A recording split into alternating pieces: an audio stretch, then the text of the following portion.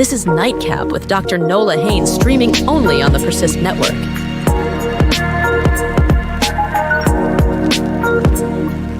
Hey y'all, I'm your host, Dr. Nola Haynes, national security expert, professor, and your favorite intellectual with just a little extra edge. So tonight we are breaking down in the People's Brief multiple things, y'all. There's so much going on out there in the world, from Essence, I think we did that to death, to Obama popped out, y'all. Obama popped all the way out and he had a few things to say. To the ongoing situation in Ukraine. We're going to get to that. And if we have time, I also want to talk a little bit about the flooding that's happening in New York and New Jersey, and have a conversation about climate denialism and what we just recently saw in Texas. So tonight I want to get started. All right, y'all. So some of y'all's favorite president popped on out and told Democratic leadership basically to get it together. He said, y'all not doing enough. You cannot capitulate. And one of the things that really stood out to me, as a fellow Harvard alumni, just like y'all former favorite President Obama, I am very disappointed in Harvard University because first they took a stand. They were the university to take a stand, and all of the other universities rallied around them for them to then backtrack and get rid of all of diversity, equity, and inclusion language and websites pertaining to undergrads specifically, if I'm not mistaken. It doesn't matter if it's undergrads or grads. The message is we can put DEI on a chopping block. It's low-hanging fruit. It doesn't really matter. And that is a problem because across the board, President Obama also chastised law firms, as he is a lawyer himself. And he, talking about other industries that literally have bent the knee. And if you know anything about authoritarianism, it requires people to be complicit. And so basically what he is leaning into is capitulation is exactly what they want, and why dictators and authoritarianism work is because people get overwhelmed. They feel like there's nothing that they can do. But if no King's Day did nothing else, if it did not move the policy needle, it did show the United States and the rest of the world that people are not going to bend the knee. So why are these universities, why are these law firms bending the knee? Like, here's my question. How is it okay for the president of the United States to be able to openly pressure institutions, basically extort them in broad daylight, right? If you don't do what I want, then I am going to punish you. Shouldn't that be the issue?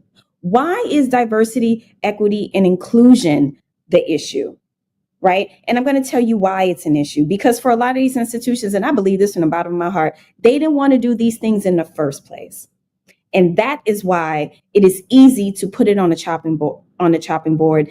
That is why it is easy to say, well, if we give an inch, maybe he'll give an inch. If we haven't learned anything since Donald Trump rolled down that trashy escalator, is that if you give him an inch, he's going to laugh in your face, honey, and make sure you continue to give him inch after inch after inch. We've seen that over and over and over. So as a Harvard alumni, y'all, I got to tell y'all, I'm really disappointed. I know that our community is really disappointed because it just feels like in the past couple of years, the Black community specifically has been under attack in the context of Harvard, from President Gay to, all of this diversity, equity, and inclusion, affirmative action. It's just like we are the favorite, we are the favorite piñata in many ways. You just want to hit and hit and hit, but you still want to hit and hit and hit, and then it bursts open and all the candy comes out. Because, we have a lot of candy and we have a lot of gifts, and y'all want to use our candy and our gifts while at the same time beating us, right? So this is kind of something that has just really pissed me off this week, and I'm very disappointed about it. Where I was probably rocking my Harvard gear, about a month ago, this week, not so much. So that's so much, what I had to say about President Obama popping out. And I hope that leadership really takes heed to what he's saying. And, I'm going to be honest. I know for a fact that Dems are working very hard behind the scenes. They are working hard behind the scenes in terms of mounting constant lawsuits in terms of trying to stop bad bill after bad bill after bad bill. There's a lot that's going on behind the scenes. But what President Obama was saying, that the Democratic Party should take a offensive posture and stop constantly responding, reacting. What is the pivot here? How are we going to counter what we know is coming? The one thing that we all need to be collectively focused on is how they are going to try to stop voting for 2026, how they're going to continue to gerrymander and rig this election for 2026. We see it coming. And another thing we see coming is them trying to keep Trump in office, or someone part of the MAGA ecosystem in office perpetually. We know those two things are coming. Steve Bannon talks about it all the time. Trump told y'all on the campaign trail that you're not going to have to vote again. What does that mean? Who is out there leaning into that? Who is leading that charge? That is what I got out of President Obama popping out. Okay, like I know there's going to be a lot of people like, oh, where has he been? Why now? Why now? Well, if not now, then when? I'm happy that he came out and he said something. Because while I know for a fact Dems are in the background working very, very hard, there really hasn't been someone that has emerged as a leader. And I'm not necessarily big on the whole leader trope. I've never been one to believe that you have, that you believe in one single savior. I've never really believed in a savior figure outside of the savior. So for me to say this, you know what I'm saying? Like someone who doesn't actually really believe in that concept, I'm saying there hasn't been a clear leader that's emerged for people to rally around. And this is definitely one of those moments where people need someone to emerge to rally around. All right, next topic. Now, for folks who watch NightCap, you know that I'm a foreign policy, national security person, and I am always going to keep you informed about what's happening in Ukraine. So recently, my very good friend, Terrell Starr, stopped by CNN and had a conversation about what is happening in Ukraine. And because we're so focused on so many different things, we're not necessarily paying attention. And so I'll just give you a quick rundown. Last week, I talked to you all about how there was a decision that Trump made, an impromptu decision that Trump made. I call it his petty foreign policy, where after Zelensky upset him in a in-person meeting, he stopped sending Ukraine weapons. But there's a little bit more to the story than that. There's also an issue around our stockpile capacity, especially around Patriot missiles. And then Vladimir Putin upset Donald Trump. So then he said, oh, okay, so we're really not besties the way that I thought we were, which we had been telling him for years, including the intelligence community. But no, he wanted to believe that Putin was his bestie. So then he said, we're going to start sending weapons to Ukraine. And that was an offensive tranche of weapons. A defensive tranche of weapons. And so then the other day, Trump announced that we're sending offensive weapons. And I can tell you, in the Biden administration, there was a lot of conversation around, should we send Ukraine offensive weapons? Because is that crossing a red line? There's one thing to have weapons to defend yourself, but to send a capability where Ukraine can launch attacks into Russia is another thing. Now, what Ukraine does with Ukrainian weapons, that's different. But with the U.S. written across, the weapons, that means that we are being complicit in helping Ukraine offensively attack Russia. So Trump said, oh, well, Putin upset me, so therefore I'm going to send them defensive and offensive weapons, which is good. But it's the reasons behind it. This impulsive nature of Trump, this petty nature of Trump that disrupts an international system that is built on predictability. And this is what Terrell talks about in a CNN interview towards the last part. I don't believe that Trump particularly has a strategy, because if you saw on Friday, a lot of the expertise at the State Department was fired. So he doesn't have keen people who really understand what's going on here. His envoy to Ukraine is a real estate guy. He doesn't have any knowledge of foreign affairs. And so we don't particularly know what Trump is thinking. Everything seems to be very impulsive. It seems like it's minute to minute. He sees something on TV and it just sparks him to say, oh, we need to do this. So it's this, again, it goes back to the issue of predictability. No one knows exactly what this guy is thinking, but what we do know is that the Ukrainians are evolving their defense posture and their strategy around this unpredictability. And so you see the increase of the defense industry, people doing things more internally to build up their own infrastructure because they realize they can't trust the West anymore. So if anything has shifted on either side, it's been Ukrainians understanding that they can only depend on themselves because the unpredictability of the West is causing a severe loss of life here. Yes. How predictability is important. Predictability is actually what keeps us safe. Predictability is why the international system was built as it is. It's a reason why the UN exists. It's a reason why, all of these institutions from the ICC, it's a reason why this apparatus exists. Predictability. Trump uses chaos as a strategic tool.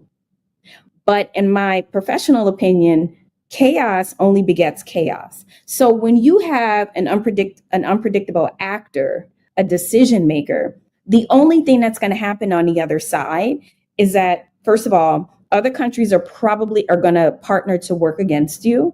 And then there's going to be a military buildup response. And this is what we're seeing as America leans into a deterrence first posture. And as we saw with the firings from Department of State, the dismantling of USAID, we are completely retreating from our diplomatic posture, which is very dangerous. I believe in a diplomacy first approach. I believe in something called coercive diplomacy, basically, which means carrot and stick. But now we are just going with heavy sticks, across the world, being these bullies with this bullish posture against everyone. And basically what's happening is that you're going to have, more countries wanting to partner with China or partner with Russia, or, it's not going to be this idea of looking to the United States for predictable behavior, that's well calculated, that's well thought out. It's more of this petty, impulsive foreign policy. And that is no way to keep people safe. That is not how you do international security. So, we're going to take a look at this Terrell Starr interview. He talks about a lot of important things. There's also some really interesting footage about what these bombings that Russia is doing in terms of, in terms of bombing civilians. And Putin lied a few weeks ago and said no civilians are being harmed. That is untrue. So where we are now is Trump has said that the United States is going to send why am I struggling saying this word? Offensive weapons to Ukraine, including Patriot missiles. So stay tuned. We don't know what the response from Russia is going to be. And of course, I'm always going to come back and keep you informed about Ukraine. All right. I think we have a few more minutes. I just want to say something really, really quick about the flooding that's happening in New York and New Jersey and relate that to what happened in Texas. I know that this administration is not science friendly. They don't believe in science. They do not believe, they are climate deniers, okay? They believe that the earth does things, that the earth just does things, and it's not this kind of human driven event where climate says, because of our human footprint and what we do to planet Earth,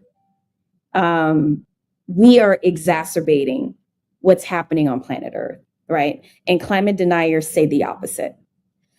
We have evidence, not only just talking about, human error in terms of firing people from the weather system and from NOAA. We're talking about climate change, actual climate change. It has been so hot everywhere. Okay, that's just one example. But the flooding that we've seen in Texas, the flooding that we're seeing in New York and New Jersey, these are situations that happen once in a lifetime, once in a generation, and we're seeing these things happen consistently. We need serious people to handle very serious problems and challenges. And I don't think this administration is up for it, especially when you don't believe in one of the things that's causing the problems. So I'll leave that there. We have a great guest for you all. I'm so excited to talk to my really good friend, Erica Savage, who is the co-host of the Reese Colbert Show on SiriusXM, honey. She is here to talk about some really good news today. And I'm just so excited that she was able to join us. But before we bring Erica in, the one thing that I know that I have to do that my producers would be very upset that I did not do is to let everybody know that I am co-hosting a wonderful event on Thursday with the amazing Katie Fang. We are getting into some really good trouble, y'all, with the John Lewis Day of Action. We are hosting a virtual event, so everyone is welcome. It is free. We chose to do it virtually so everyone can attend. You know, for those of you who may not be able to be outside marching and doing other things, come to our event. We have so many special guests, and I am so excited to be hosting alongside my girl, Katie Fang. And it is a Persist Network event in partnership with West Coast Women Forward and Moms Rising. It's going to be amazing. It's Thursday night, 8:30 p.m. Eastern Standard Time. I'm going to be doing that right after I get off of Roland Martin, y'all. So it's going to be a busy night. It's going to be a busy night, but we got to get into this good trouble. And with that, where's my girl, Erica Savage?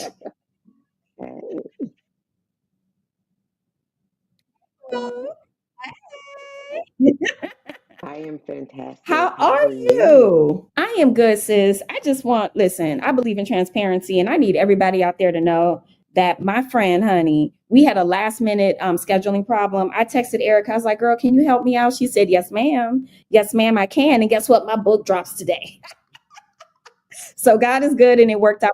Indeed. And foremost, I want to say thank you again, my dear friend, Dr. Nola Haynes. You're so extraordinary. And I'm so happy that Reese brought us together. As you mentioned, I am a SiriusXM contributor, and it has been my pleasure for now year 3 to rock along beside her on the Reese Colbert Show. That's every Saturday from 2 to 4 o'clock p.m. Eastern Standard Time, SiriusXM Channel 126, the Reese Colbert Show. And I also want to say thank you to the Persist Network, particularly Hannah and Devontae, for really being fantastic in how they get everything set up. And so it's definitely my honor to be here. I do believe that God did connect when you were like, yes, God. I was like, he absolutely did this on today. So just a little bit around me. I am a neural performance coach. This is the work that I actually was brought into by way of my brain injury. And before I get into that, before I was a political executive, a global emissary, having been a representative for the youngest nation in the world. And we did incredible work with incredible, well-known people, one of them being the now departed Pope, and was very much so key in the freeing of a political prisoner. So very proud of that political career, not just as an executive, but, you know, as you and I know very well, and people that are connected to this network and people that are connected to this channel will see, doing the on the ground, the literal boots on the ground, like the way that we can actually celebrate and have joy and resilience around that dance is because we have been boots on the ground. So have done that work with the campaign, assisting things of that nature before I actually sat in the seat as the chair as an executive. March 15th, 2021, we had just done extraordinary work, presidential campaign, Georgia senatorial campaign. We're doing work about the code around the pandemic, getting people spun up around what what their fears were around being vaccinated, and really doing the work of breaking down the disinformation by talking with people, and was literally en route and was hit twice by an 18-wheel truck from behind. And immediately my life shifted. In 2021, I was unable to return to work because of the serious damage that my prefrontal cortex and cerebellum parts of my brain sustained, which was I actually became a polytrauma patient with 9 doctors, practitioners, and therapists who were just very frank and said that political executive that you all knew, you're actually dealing with a toddler. And so I had to have home health care, occupational health care. I had to relearn motor skills, speech pathology, and language. Also had to do the work of regaining mobility. And so I was left with, as you talked about, both of us have a brain injury in common, but no two brain injuries are alike. They're like snowflakes. So my brain injury, which is a chronic health condition, left me with many disabilities, one of them being ataxia, which is loss of muscle coordination. So I said all of that to say there was a deep grief around the person that I'd known for many, many years and actually having to accept who I was. So I call it being in the upside down. And then, Nola, I'll just say this very quickly that I believe that what makes me exceptional in the work that I do as a neural performance coach, as a wellness expert, is absolutely the lived experience.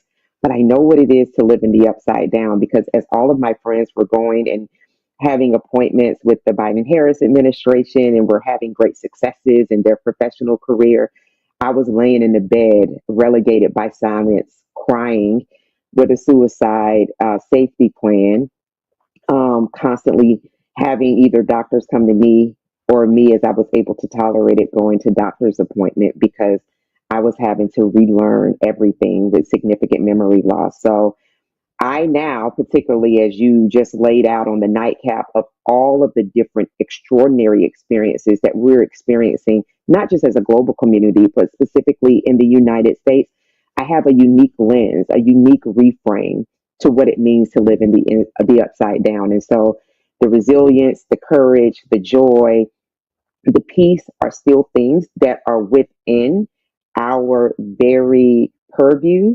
We just have to make a decision that those are things that we're actually going to powerfully take control of. And so I'm very happy to present my book and offer the work that I do to the global community at large.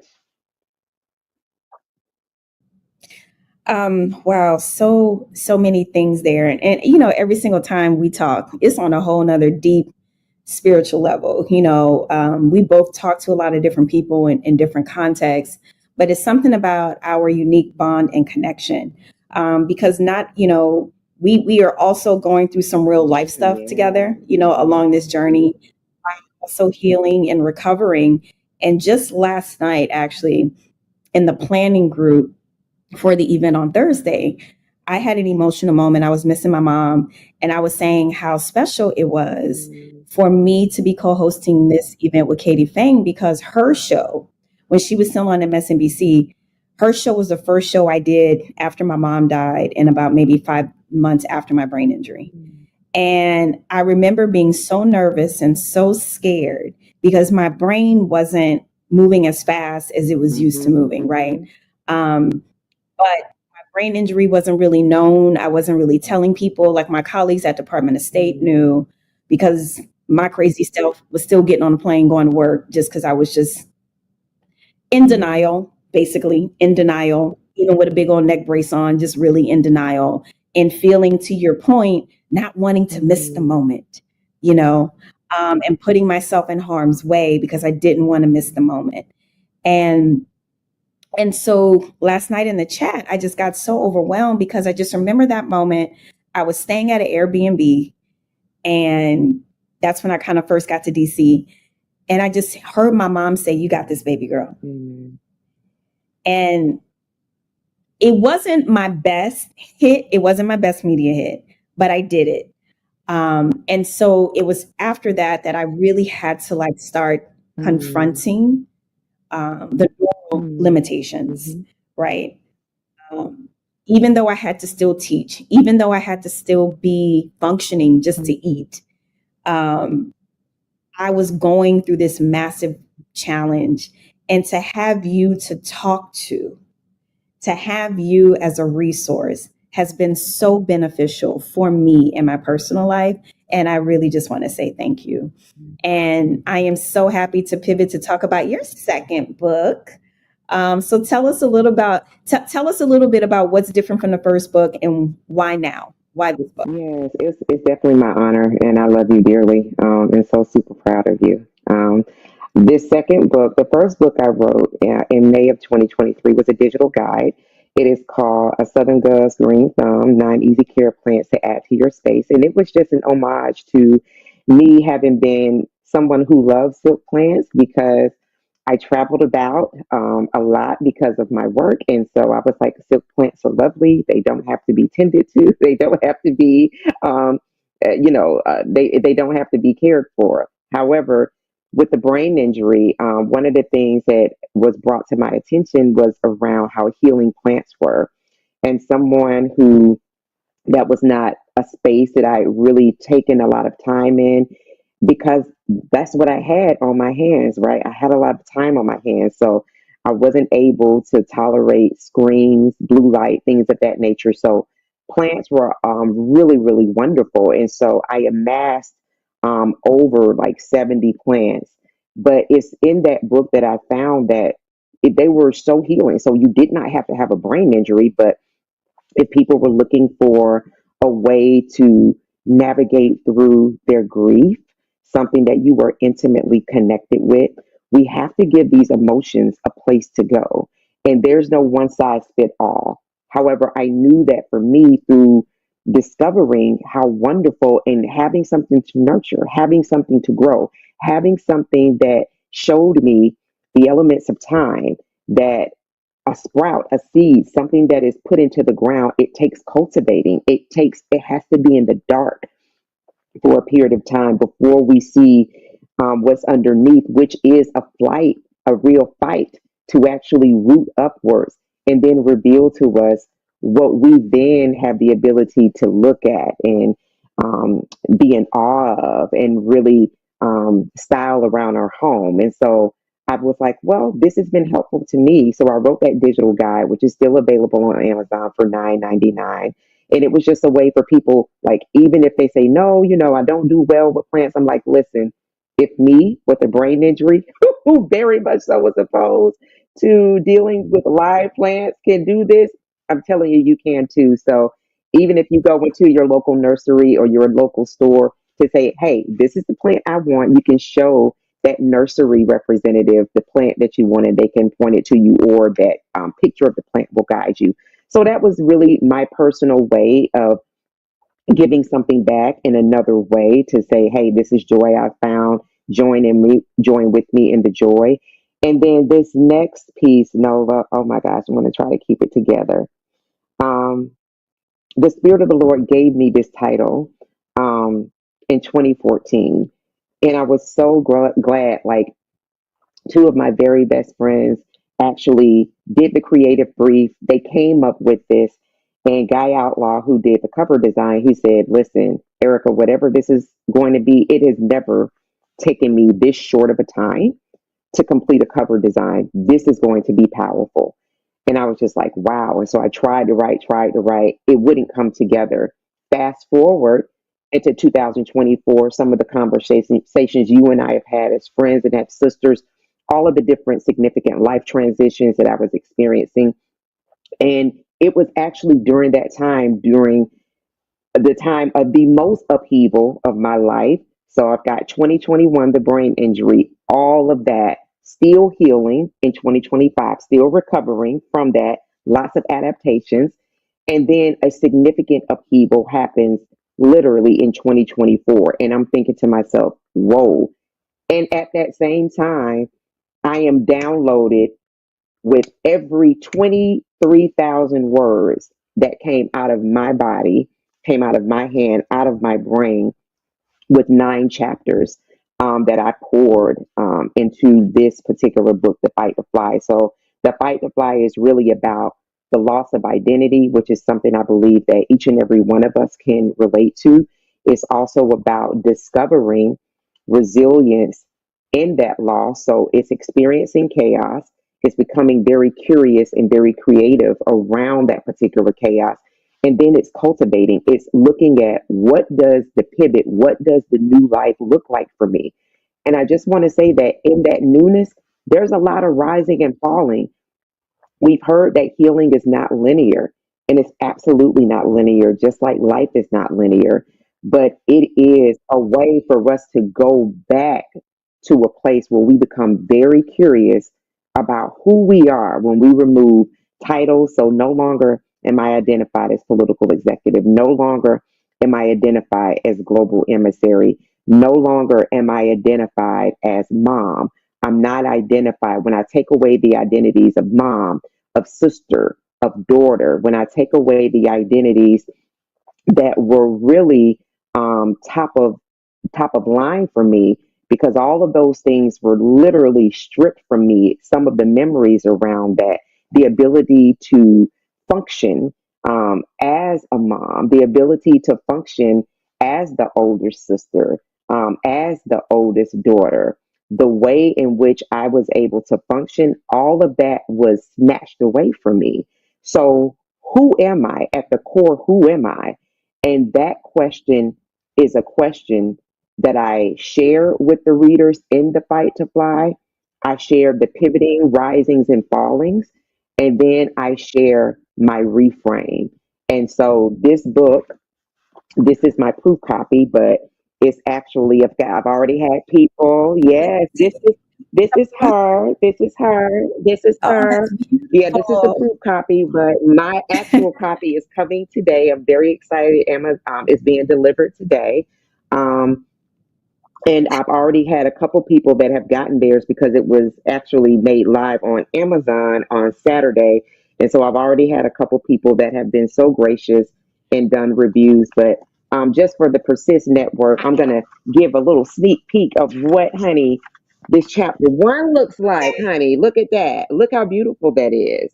And they're not, yes, Yes, honey. honey. So that's how you're Okay. introduced. A few Okay, cocktails. shout out to Outlaw Manifest. So yes, they did an Yes. outstanding job. So that was, a little sneak peek for Persist Network audiences.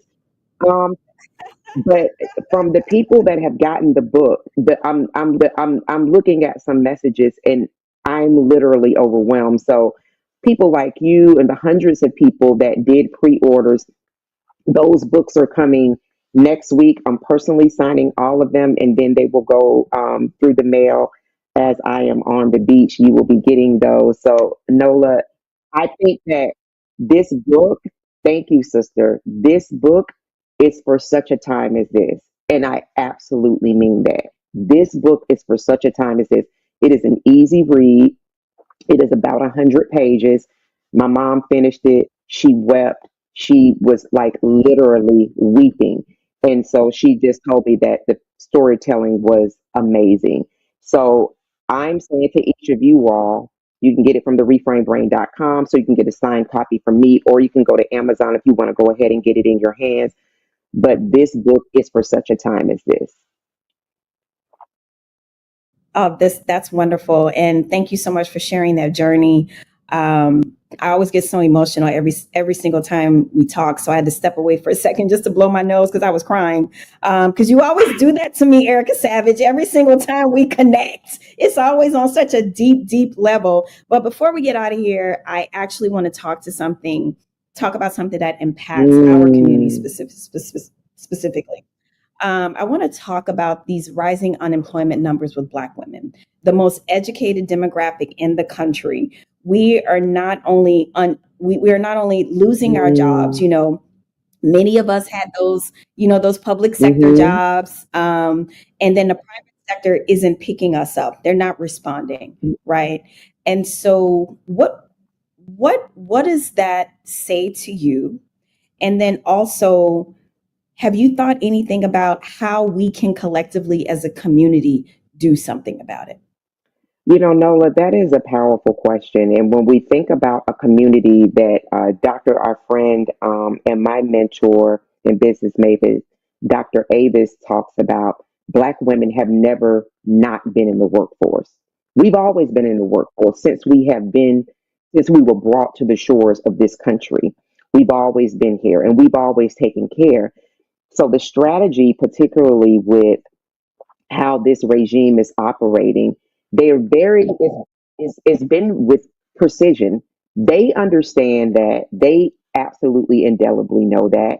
And so those reports that we've been seeing in the line graphs that we're seeing, where we went from an unemployment rate that's ticking upwards and continues to tick upwards, is intentional.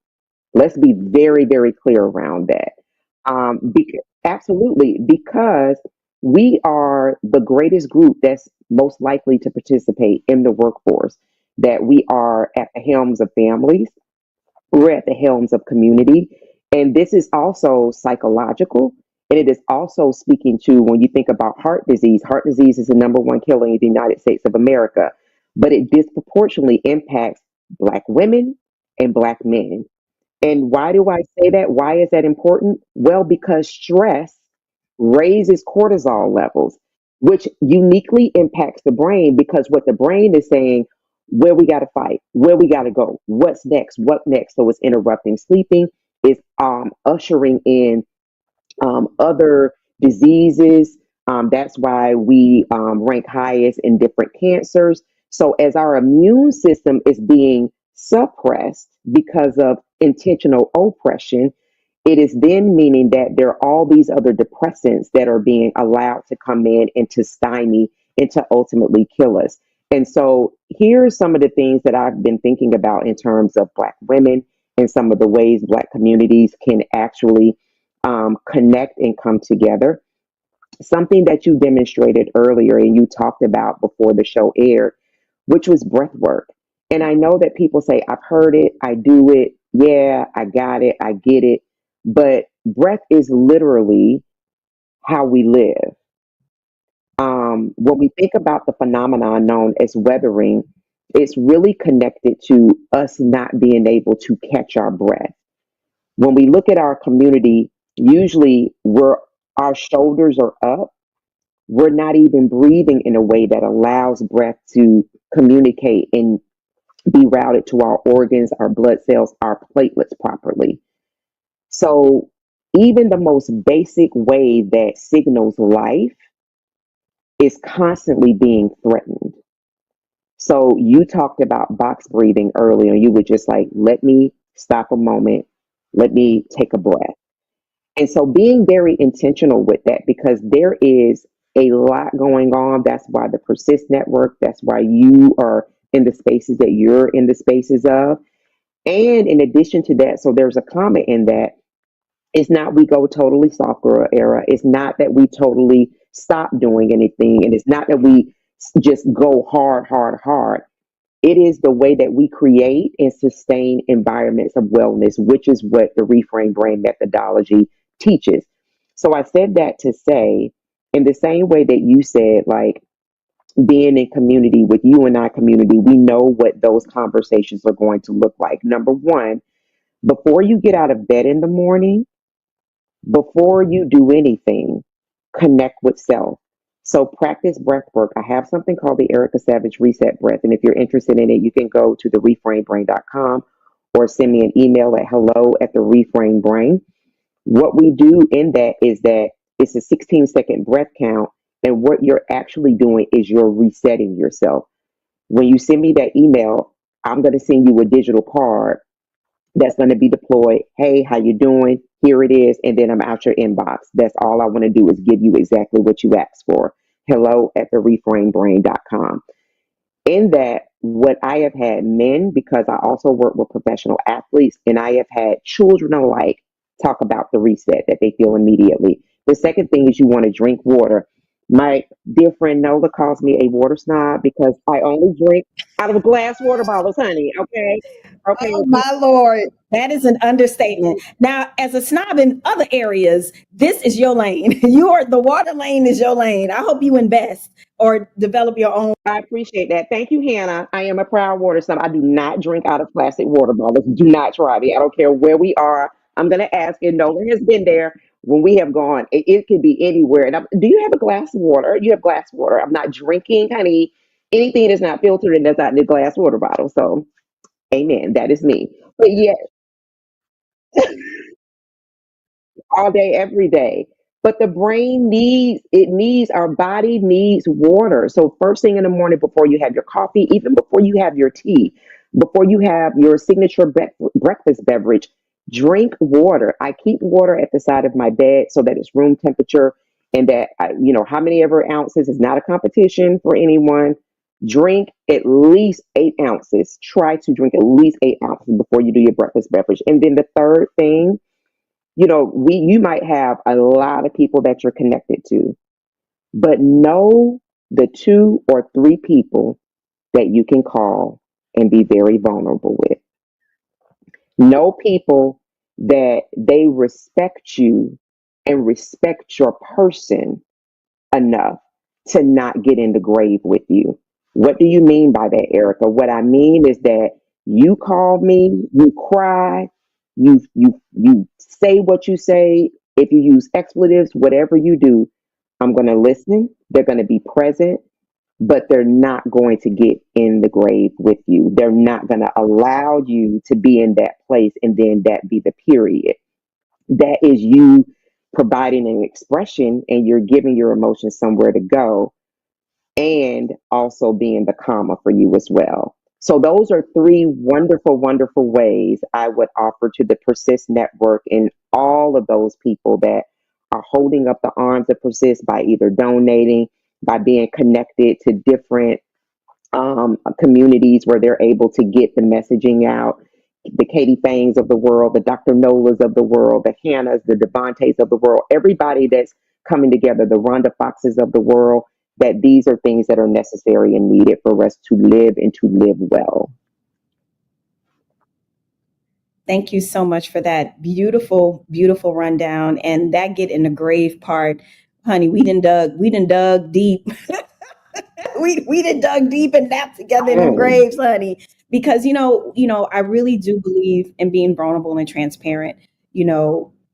I I there's a difference to the way I communicate now from how I communicated a year and a half ago or 2 years ago. Sometimes I forget words, and sometimes I have to find a new word, so I have to think a few seconds longer, or I may stutter or pronounce a word differently. That all stems from my brain injury that I had to get used to, right? Sometimes I watch playback of things, and I hate the fact that I can see myself trying to find a word, or that my speech pattern has changed. But I had to take time with myself. I am still recovering. I mean, the brain injury happened August of 2023, and it hasn't been 2 years yet, and my brain is still recovering, but I feel myself getting closer. And one of the things that has helped is, honey, digging deep, being vulnerable with you, being on those phone calls, and us, honey, going to church, honey. And I don't mean that in just some colloquial Black girl sense. Like, we've had some deep down conversations. And with people, because the way people see you and how real life is are 2 different things, right? They see us out in the media doing things, making moves, but you don't know the stuff that's going on behind the scenes. So thank you for being a really good and true friend. And let everybody know how to get in contact with you on all of your social media platforms. Tell us about the book one more time. And then I am going to wrap the show up, because I could talk to you forever, and we have gone over just a little bit because I can listen to you forever, because you teach and preach. Okay, so how can we find you? I appreciate you always, my dear sister. It's at the reframedbrain.com, the Reframed Brain on YouTube, on Instagram, all the socials. And then if you want to connect personally with me, it's at one Erica Savage. Send me an email, hello at the reframedbrain.com. I am quite responsive. And please, this is my proof copy, but it's live on Amazon, or you can get it from my website where you get a signed author's copy. This is The Fight to Fly, my personal transformative memoir that is sure to help you feel as though you have someone walking beside you in your own space of pivoting and reframing. So thank you all. Thank you, Hannah. Thank you, Devontae. Thank you, Persist Network. Thank you, Rhonda. Thank you, Nola. Thank you so much. And thank you, everybody, for tuning in and listening to this amazing teaching and preaching session with my girl, Erica Savage. I'm not that big on folks, that call themselves life coaches and all these things, because I definitely believe in, show me your credentials, show me your receipts. Erica Savage is the truth. And one of the things that I love about how she has spent these years really kind of retraining and really digging deep, based on her personal experience, she is someone who I listen to, who I respect. And, again, the same way I don't necessarily believe in the savior trope. I don't necessarily believe in everybody and their mama wanting to be a life coach, everybody and their mama want to be a wellness person. That's just not how I operate. But Erica Savage is definitely one of those voices that I tremendously trust. So thank you again, sis, for being able to join NightCap. That was a very special interview. And I just want to remind everybody, this Thursday, 8:30 p.m. Eastern Standard Time, 5:30 p.m. Pacific Standard Time, we are getting into good trouble, y'all, with the John Lewis Day of Action event.